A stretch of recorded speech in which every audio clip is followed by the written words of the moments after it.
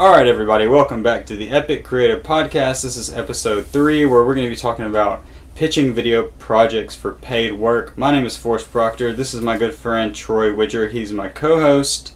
Hello. And if you haven't yet, please do subscribe to the channel so you don't miss when these podcast videos come out. You can also find us on the YouTube Music app under podcast. I just found out we had a rocky start today, me and Troy, because we have been fighting with the Canon EOS. What is it called, Troy? M utility. EOS webcam software. The app you have to pay for to use your camera as a webcam, which is absolutely criminal. We're coming after you, Canon. Just wait. Or don't. It's coming. And they started their podcast today, so I'd like to know if they're using that app, because they should have to use it. I mean, let's just be real. If they're going to charge us for it, they should have to use it. I think any other camera manufacturer is basically going to let you use it, just plug it in and go. But I guess if you did have like a Blackmagic switcher or something, you wouldn't have to deal with that. But that's neither here nor there. Today is about basically pitching video projects to people who can pay you for your work. So again, please do like and subscribe, share this with your videographer and photographer friends for that matter, because there's probably a lot in this episode that we're going to go through that will benefit both parties. But other than that, I'm going to turn it over to Troy and kind of let Troy lead us into some of the first points, and we'll just hang out. Cool. All right, everybody. So let's just get right into it. As far as the size of a business goes, what would you say the smallest business in terms of their ticket price would be that would benefit from one of your video packages? Yeah, that's a good question. And what Troy's referring to there is what I like to call, or what I refer to as, what is their ticket price, right? So if you go to your local restaurant or your local pizzerias, like the common example that I'll use, their ticket price is probably around $14, or let's just say a whole family comes in, you use the average, $28 a customer. That's kind of what they're getting per customer that they're getting in. Now, contrast that with, say, a lawyer. A lawyer is probably getting about $14,000 per customer. So when we talk about this, that's what we're talking about, me and Troy. And you can go any route. There are certainly videographers who service the food industry, who service dispensaries, which have a low ticket price. The problem that I found is it takes a really long time when their ticket prices are so low for them to get their money back and for you to charge an amount that makes sense. So in our world, if you want to charge between $3,000 and $12,000 per client, that way you're not having to do 20 jobs a month. You can do, say, 2 to 3 jobs a month and still have a good sustainable income. It's not advantageous for you to go after restaurants, because it's just, if you let's even say you charge them $2,000 for one video or 2 or 3 videos, you charge them $2,000 for a package, and they're only making $27 per customer that comes in the door. You can do the math and see how many pizzas did they have to sell to make their money back from you, and it's a lot. And it's just how fast do you want to get your clients the money back? In my opinion, that is the priority. I want them to shop with me, buy my video package and make their money back so fast that it's a no-brainer to call me back whenever they're ready to make more money. So to answer your question now, Troy, that I've given us a little bit of context, I try to stick with businesses that are making between $4,000 and $20,000 per sale. But there are a couple exceptions to that. I do some stuff for a local farm here that has like basically a fruit stand, and even though their ticket price is kind of low, like their average transactions is probably $50. They're doing volume, so they're probably making around $40,000 a day, because they're so big. So if you're dealing with somebody like that, you can kind of transfer that small ticket price to that day ticket price, if that makes sense. Absolutely. Like they're making a lot per day, so it does make sense for you to work with somebody like that.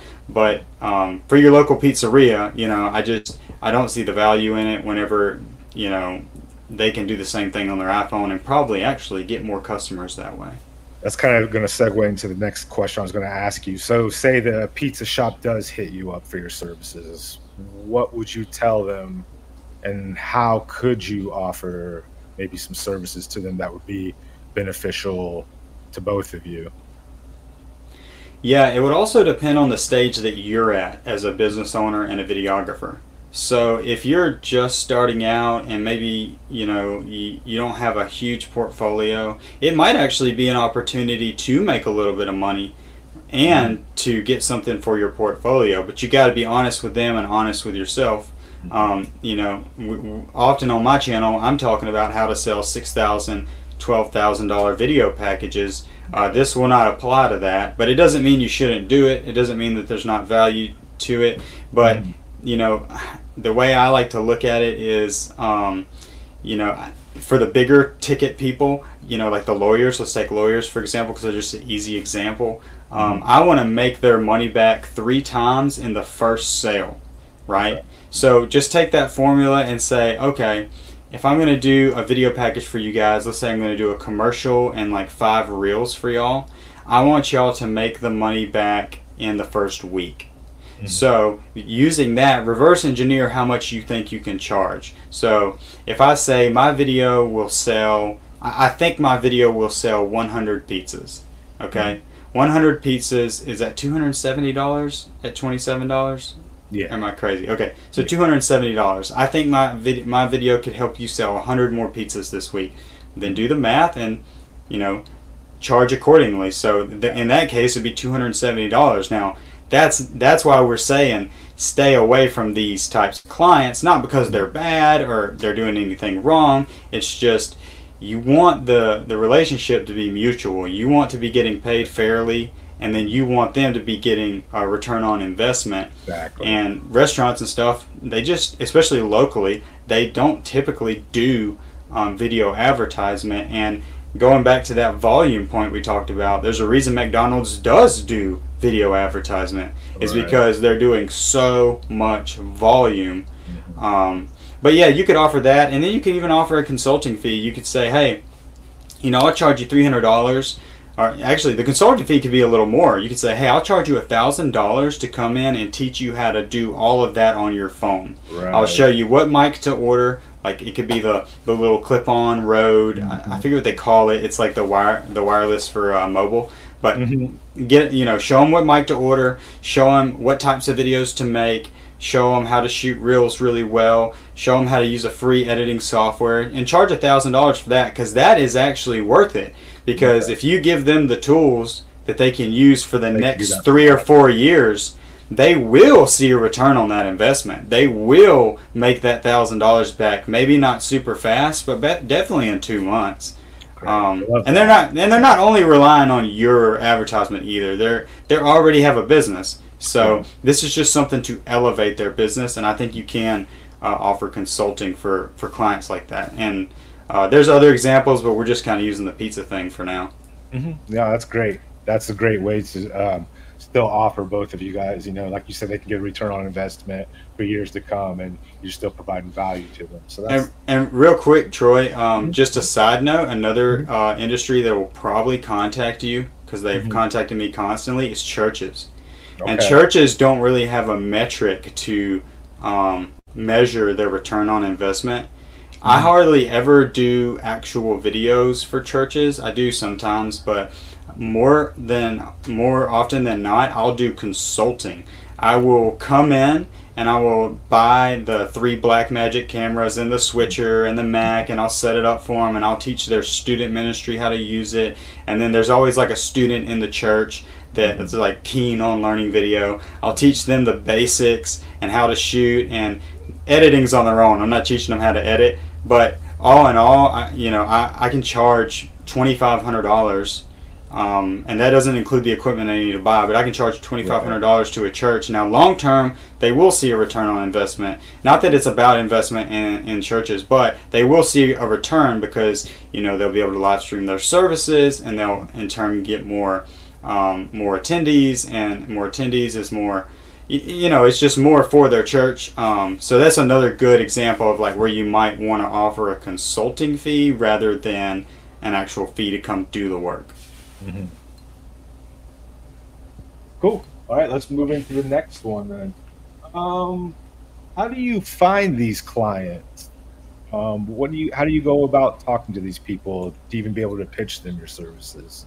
Do they come to you mostly? Are you doing cold calls? How does that work? Dude, I'm a firm believer that you got to fight on all fronts. You know, I think there's a lot of ways to do it, but there's no like golden way. And in different industries, there's better ways to do it, right?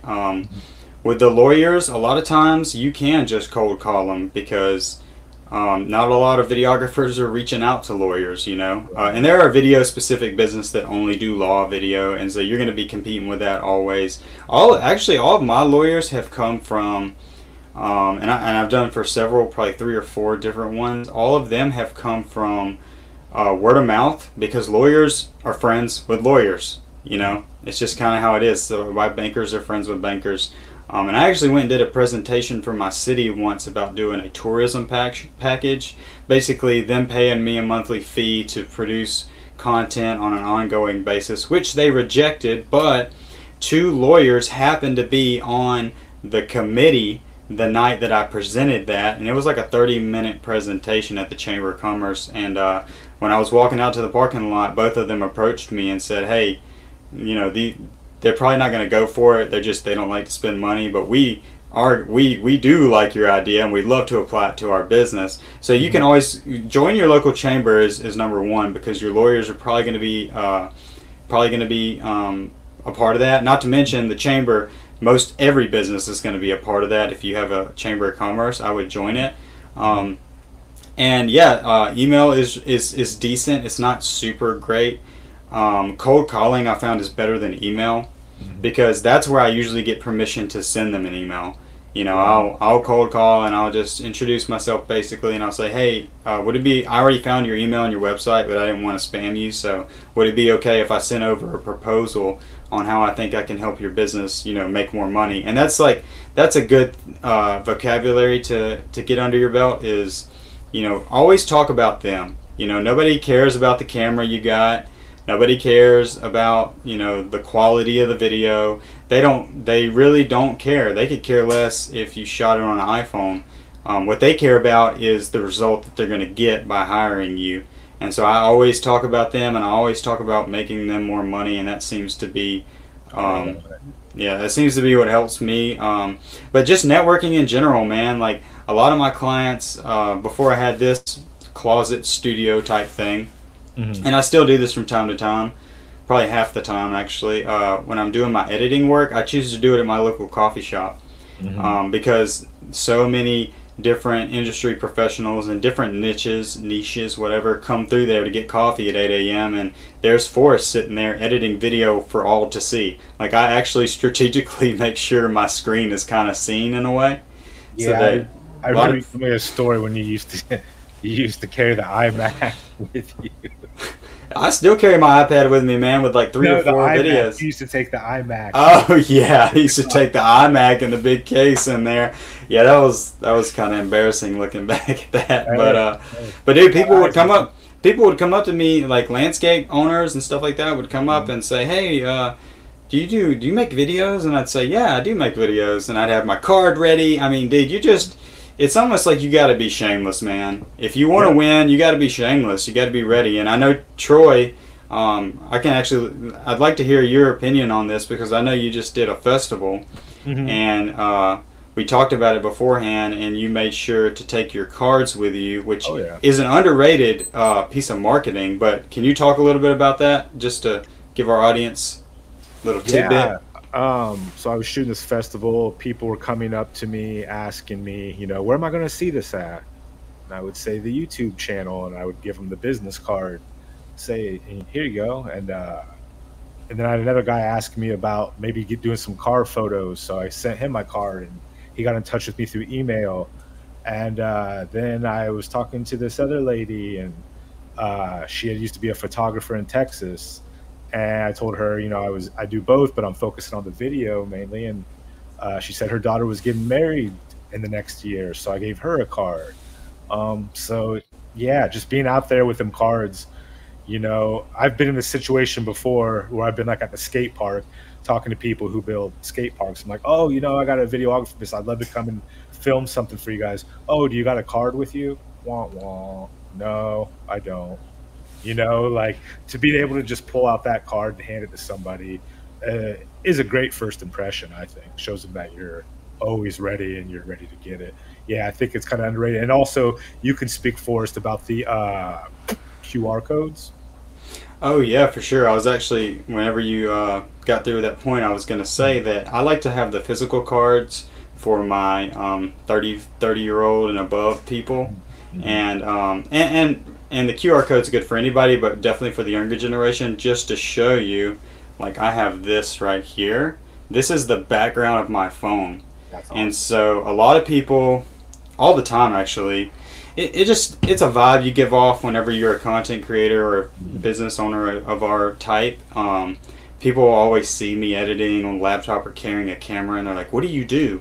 And nowadays, I kind of just say content creator. I own a video production company, and I have a YouTube channel, and I pull that QR code up, and that's how I get a lot of my subscribers, because they'll scan it, it goes right to my YouTube, and then I can just press subscribe. I literally press it for them. I make sure to get that sub, and then I'll give them a card. But a good analogy that I just thought of, Troy, was I liken it to a hotel.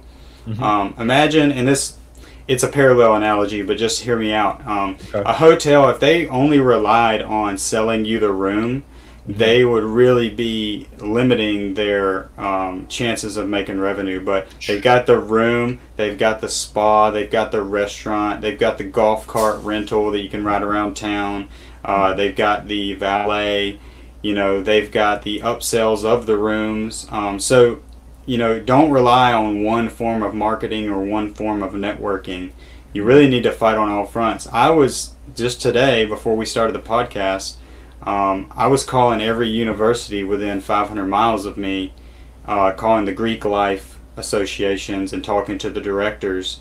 And I was basically saying, hey, I shoot videos for sororities, and I wanted to go, you want to pat people on the back, man. Like, make them feel like they're super important. And I would say, hey, I wanted to talk to you first before I went through these sororities to make sure I was going through the proper channels. Number one, that struck their ego. And number two, they're usually willing to do the heavy lifting for you. In 2 or 3 of the cases, they said, why don't you send me the material, and I'll send it through our email list. Cool. I mean, dude, that saved me so many hours to get that marketing material out. And something that somebody said important out there is fortune favors the bold. And so think outside of the box. Like, make some stickers with your QR code, and that says like, need a video, QR code, bam. I don't know. You can sticker your car if you want. I think that's a little tacky, but get creative. I mean, that's what we're always talking about, right? You got to get creative in every facet of your business. So speaking of being creative in business, let's go into proposals. Let's go into video proposals versus the standard, let's say, PDF proposal these days. Yeah, that's something me and Troy have been kind of really involved in lately, just because I think that's kind of how this podcast started. Was, we did a video, or I did a video on the PDF proposal, which is very effective. But there's almost I see it as a 3-layer system, because I used to send proposals, and a lot of guys and girls will send proposals as just an email. That's like low level. It's just in the email. It's like a bunch of text all blotched up, and then the prices at the bottom. Yeah. It looks like a black and white book with a big old fat number at the bottom, and it hardly ever closes, right? So I evolved that into a Canva document that is highly attractive, right? Because you're selling visuals. So I think your proposal should be visually attractive. And that's what we go into on the videos when I'm talking about proposals and like going through my Canva proposals. And I actually give away an entire proposal on YouTube. Just go check out the video. In fact, I'll put the link down there. But that being said, make it attractive. Make a cover page that represents their business. If you're, pitching for a concrete company, even if you can find some of their photos on their social media page, that goes a long way too, because you're showing that I've done research on your company. I found this really nice photo that you guys posted, and I made it the cover page. But make your proposal just as pretty as you think you're going to make their video, because it does go a long way. And I've had a lot of clients actually tell me, yeah, we saw your proposal. We got several bids from different companies, and they were all just kind of, eh. This didn't excite them. The proposal should excite them, even if they can't afford it. At the very bottom, they see that price and they're like, man, we can't afford this guy, but this proposal was awesome. Like, look at this thing. I'll even print it out and keep it, some people tell me. But to go even to that third level, pair that with a video. It's so funny, man. We not beg people, but we urge business owners and we urge people to hire us and let us make your video. You know, our video can help you make money. It can give you more influence. It can, you know, up your subscriber count. But we're not using video. We're not practicing our preaching, because we're not using video to sell ourselves, but we're telling everybody else, you should use video to sell yourself. And whenever you start using it for yourself, that's an easy way to show people. And I use this in my proposals when I'm, and we'll go to another level in just a second, but whenever I'm in person with people, which I think is the fourth level, after you do the nice Canva proposal, you pair it with a video proposal that you send to them with the Canva proposal attached. Then you meet them in person and you say, hey, look, I'm using it for my business and it's booming. Like, it's working for me. So not only am I going to be able to make this for you, but I have a case study that I created myself to show you that this is working. But yeah, I don't know if that answered your question about the proposals, but like, video proposals are so easy to shoot, man. I shot one this morning that I sent to you, Troy, and there's no editing. I had it all. I had the log turned off, so I didn't have to color it. I just literally pressed, and you see me press the record button. It's not like I even chopped the ends off, you know. I just press the record button. A lot of times too, I'll have my iPad so I can go through the PDF version of it. I'll put it on a private link in YouTube and put the attachment in that description. And yeah, it just goes a long way, man. Like, especially if they're getting bids from other people, I guarantee you nobody's doing that. Yeah, it's cool, and it's cool that you put it on YouTube and just send them a link instead of sending a video attachment or something. You know, it's just nice to be able to go just right into YouTube, look at it, bam, click in the PDF in the description. That's a great idea. I think more people should definitely start implementing that moving forward. I will definitely be using that. Yeah, I like what you said. Maybe doing the cold call first, seeing if you can get the email to them, then sending the video pitch with the PDF.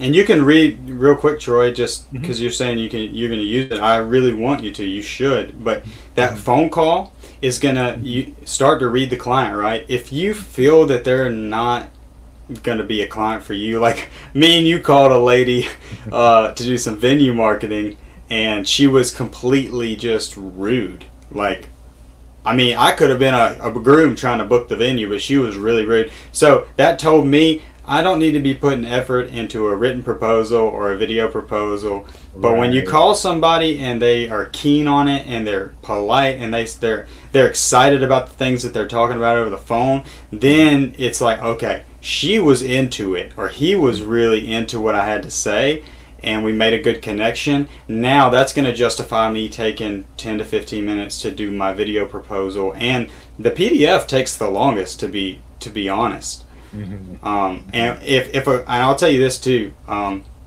Troy. If a client reaches out to you, like this is the opposite. If somebody reaches out to you and says, "Hey, I'm interested in making a video. We need to do X, Y, and Z," and they want to talk to you, that written proposal, that PDF, the nice one, that's gonna sell them. Like, they actually, if they reach out to you, they're 90% sold at that point. And then that is almost a guarantee, like, done. Especially if they have the right kind of business, and you can tell. And over time, you're gonna learn who's got the money to spend and who doesn't. And honestly, like we talked about before, you really shouldn't even be going after people who don't have the means to pay for it, because it's just a dishonest way to operate, you know. If you don't think they have the money, don't do the job. And if you don't think they can make the money back quickly, don't do it. Don't do it. Right. Cool. Cool. So let's move into closing the deal, which you kind of spoke on that already, but I guess, yeah. So let's talk. Okay. Okay. Great. I know how to get into this. So let's say, all right, Forrest, we want to go ahead. We want to get this video made. What's the next step? Do we need to give you a down payment? How do we get that to you? What do we do moving forward? We want to get you this money. Okay, let me back you up a little bit because at that point the deal's closed. Right. But if we back up a little bit to the closing part, let's say we did the video proposal, like this one I just did. It's going to lead to an in-person meeting, which is really what you want. Right. I would encourage everybody out there to study sales, like study the Bible first of all, study sales second, like really, because there's just so much to learn about sales, and I'm still learning every single day.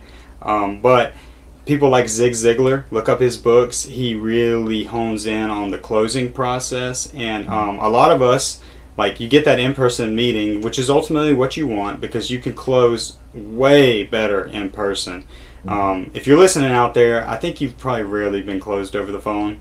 How many times have you bought anything over the phone? Maybe our grandparents did, or people who are a little more gullible. But get that in-person meeting, and then when you have that in-person meeting, we tend to naturally keep talking. You present all the information, how great it's going to be. They're excited, and you don't shut up. The key is when you get done presenting the information, show them the price at the bottom and say, and look, we can do all of this for this low price. That's when it's time to be quiet. And then you shut up. You just be quiet at that point. Give them an opportunity to either make a rejection or to flat out accept it. And there are techniques and stuff that you can learn, through studying sales to handle rejection, which after you learn how to do it, it's really simple. And sometimes they just can't pay for it. Right. And if that's their answer, I always say, when you're right, you're right. Like, if you're telling me you can't afford this right now, that's okay. This offer is still here, and I'll still be around when you can. And then that's where, like, the follow-up would come in, which we'll talk about on another pod. But, yeah, just know when to shut up. And that is hard. But once you learn how to do it, it actually becomes kind of fun. Because you present the information and you can feel the energy. Like, you're getting them excited. You're getting them right to the edge of the pool. And then you stop.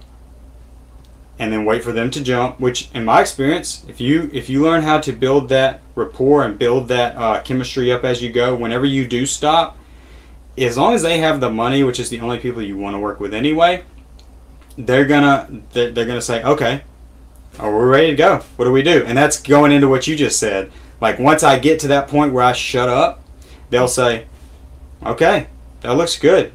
Do we pay? Most of the time the question is, do we pay you in full now? Right. That's almost always they're willing and they're ready to pay me right then, right there, in full. Now, I keep myself honest and I do a 50-50 split. Right. 50 up front, and that helps just cover the cost of maybe some assets I need to get, or just the front end of the shooting, and then 50 when the project is complete, which will keep you motivated to get it done. It'll help you do your turnarounds faster. It'll make them slightly more comfortable if they are apprehensive. Most of my clients, I just found, I don't know if I'm lucky, but they're not. They're like willing to pay the whole thing up front. Right. But I just found it's better for me, not for them, but for me, if I do a 50-50 split, because it keeps me honest as I go. Okay, cool. All right.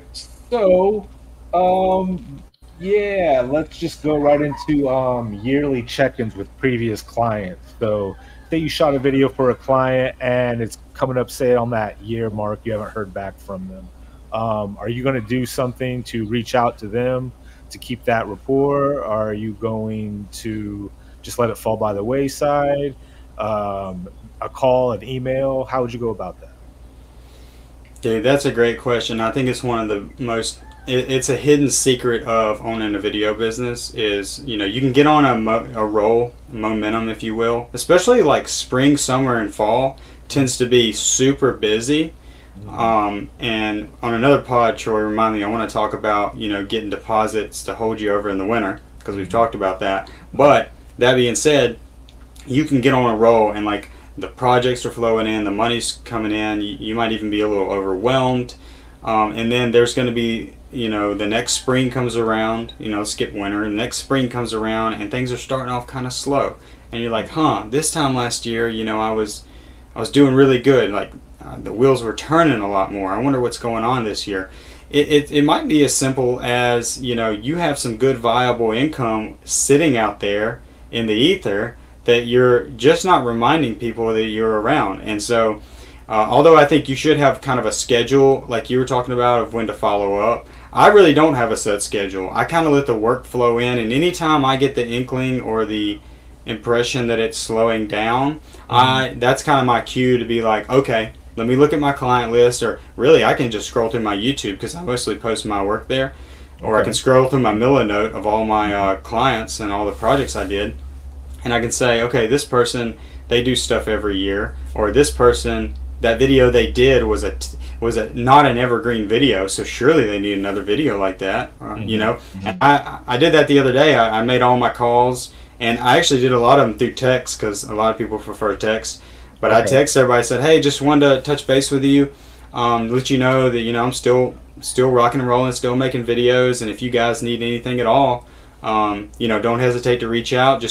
And again, turn it to them. Talk about them. I always say, didn't want you to think that I forgot about you. I really enjoyed working with you last year or last fall.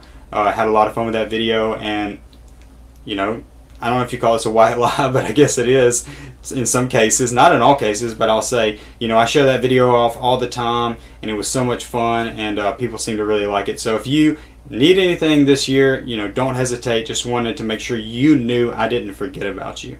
And just last week I did that through my client list, and I've got 3 meetings this week and next week of people who said, oh, I'm so glad you messaged me because I kind of forgotten, but we do need 2 videos this summer. Amazing. That's amazing. And it's just like, it's something I don't think people think about, and that's we'll go into it on other podcasts, but that's another important thing with building really good face-to-face relationships, because when you burn a bridge, do you think you can make that call or that text? Right. No, so it's really important to like really value people and care about people. And if you start studying sales, there are those guys that are like the one-off salespeople, and they're a joke and they're dishonest. But the real sales gurus of the world and of time, their whole message, you'll notice, revolve around caring about people. If you care about people, oh, there's a munchkin. That's what I'm talking about.